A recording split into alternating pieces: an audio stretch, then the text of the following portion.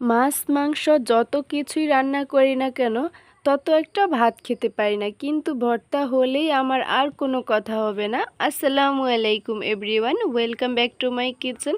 কেমন আছেন সবাই? আশা করি অনেক ভালো আছেন। আমিও আলহামদুলিল্লাহ ভালো আছি।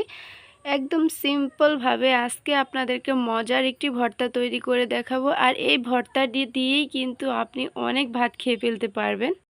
আর এই ভর্তাটি কিন্তু খুবই অল্প কয়েকটা জিনিস দিয়ে আপনি তৈরি করে ফেলতে পারবেন মজাদার এই ভর্তাটি। তো চলুন দেখা যাক কিভাবে এই ভর্তাটি তৈরি করবেন।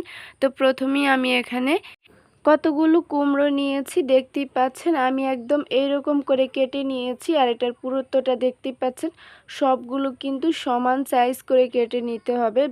ছোট বড় করে কাটলে কিন্তু এটা কোনোটা সেদ্ধ হয়ে যাবে, আবার কোনোটা কাঁচা থেকে যাবে, এমন হয়ে যাবে। তো আমি আর এখানে এক টুকরো মাছ নিয়েছি, দেখতেই পাচ্ছেন।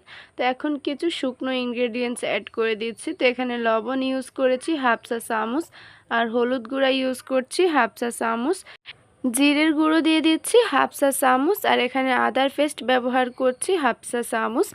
অনেকভাবেই কিন্তু আপনারা এই কুমড়োর ভর্তা খেয়েছেন, কিন্তু এভাবেও একবার অবশ্যই ট্রাই করবেন। আর এইভাবে কিন্তু ভর্তাটি খেতে অনেক মজা লাগে, একবার বাসায় ট্রাই করে দেখতে পারেন। আর এখানে আপনারা যে কোনো মাছ নিতে পারেন, এখানে চাইলে চিংড়ি মাছও ইউজ করতে পারেন, কোনো ব্যাপার না। তো আমি হাত দিয়ে দেখতেই পাচ্ছেন সবগুলো মশলা ভালো করে মাখিয়ে নিয়েছি। আপনারা কিন্তু এটা হাতের সাহায্যেই করবেন, তাহলে কিন্তু সবগুলো মশলা একদম সুন্দরভাবে সেট হয়ে যাবে। তো আরও কিছু উপকরণ লাগছে, দেখিয়ে দিচ্ছি। তো এখানে আমি কতগুলো রসুন আর পেঁয়াজ নিয়েছি। তো পেঁয়াজগুলো আমি একদম কিউব করে কেটে নিয়েছি, আর আমি এখানে ছোট সাইজের দেশি রসুনটা নিয়েছি। তো আপনারা চাইলে ইন্ডিয়ান রসুনটাও নিতে পারেন। এখন একটা ফ্রাই প্যান নিয়েছি, আর এখানে আমি 2 টেবিল চামচ পরিমাণ তেল অ্যাড করে দিয়েছি। তেলটা আমি মিডিয়াম হিটে গরম করে নিয়েছি। আর এখন আমি এক এক করে যে কুমড়োগুলো মেখে রেখেছিলাম মশলা দিয়ে, মাছটা সহ আমি দিয়ে দিচ্ছি আর সুন্দরভাবে বিছিয়ে দিচ্ছি, দেখতেই পাচ্ছেন। আরও একটা সাইডে আমি দিয়ে দিচ্ছি পেঁয়াজ আর রসুনগুলো, এগুলো আমি কিন্তু সুন্দরভাবে একটা সাইডে দিব। আর এটা তো বিছিয়ে দিয়েছি, আমি ঢেকে দিচ্ছি 3 থেকে 4 মিনিটের জন্য। এই কুমড়ো সিদ্ধ হতে কিন্তু খুব একটা সময় লাগে না। তো আমি 3 মিনিট পর ফিরে আসলাম, আর এখন দেখতেই পাচ্ছেন একটা সাইড কিন্তু হয়ে গিয়েছে। আর আমি এগুলো একটা খুসনির সাহায্যে একটু উল্টে দিচ্ছি। এটা কিন্তু খুব সফটভাবে সেদ্ধ হয়ে যাবে। আপনি কিন্তু এই কাজটি ঢেকে রেখে করতে হবে, আর চুলার আঁচটা মিডিয়ামে রাখতে হবে। এটা কিন্তু হাই করা যাবে না, হাই করলে কিন্তু এটা পুড়ে যাবে, কিন্তু সুন্দরভাবে সেদ্ধ হবে না। তো দেখতেই পাচ্ছেন আমি এটা একটু ভালো করে উল্টে পাল্টে দিচ্ছি। তো আমার একটা সাইড হতে 3 মিনিটের মতো সময় লেগেছিল। আমি আবারও উল্টে দিয়ে ঢেকে দিয়েছিলাম, আবারও 3 মিনিটের জন্য ফিরে আসলাম, আবারও 3 মিনিট পর। আর মাঝখানে কিন্তু আমি আরও একবার নেড়ে চেড়ে দিয়েছিলাম। আর এখন দেখতেই পাচ্ছেন একদম সফটভাবে সেদ্ধ হয়ে গিয়েছে, আর আমি এটা চুলা থেকে নামিয়ে নিচ্ছি।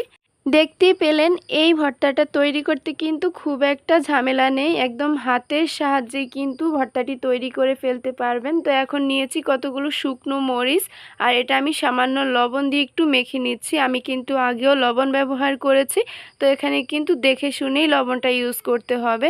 তো আমি হাত দিয়ে একটু ভালো করে চটকে নিয়েছি। আর এখন আমি অ্যাড করে দিচ্ছি কতগুলো কাঁচা পেঁয়াজ। আপনারা খেয়াল করেছেন নিশ্চয়ই, আগেও কিন্তু আমি পেঁয়াজ ব্যবহার করেছি। যারা কাঁচা পেঁয়াজ খেতে চান না তারা কিন্তু এটি স্কিপ করতে পারেন।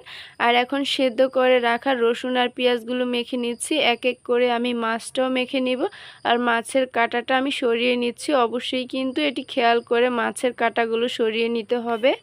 মাছ মাংস যাই তৈরি করেন না কেন, ভর্তার মতো কিন্তু আর কিছুই আমার এত ভালো লাগে না। আর কাঁচা পেঁয়াজ দিয়ে ভর্তা তৈরি করলে কিন্তু আমার ভীষণ ভালো লাগে। তো আপনাদের সাথে কথা বলতে বলতে আমি সবগুলো উপকরণ মেখে নিয়েছি, আর এখন একটু হাতের সাহায্যে মিক্স করে নিচ্ছি, দেখতেই পাচ্ছেন।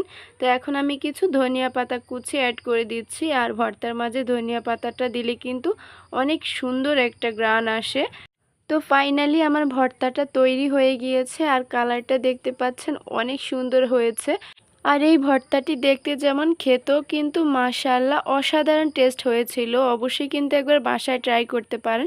তো ভিডিওটি ভালো লেগে থাকলে চ্যানেলটি সাবস্ক্রাইব করার অনুরোধ রইল, আর লাইক কমেন্ট শেয়ার করতে কিন্তু ভুলবেন না। কে কোথা থেকে দেখছেন অবশ্যই কিন্তু কমেন্ট করে জানাবেন। আর এই ভর্তাটি কিন্তু খুব অল্প সময়ে আপনি ঝটপট তৈরি করে নিতে পারেন, খেতে কিন্তু দুর্দান্ত টেস্ট হয়। তো আজকের মতো এখানে বিদায় নিচ্ছি, আল্লাহ হাফেজ।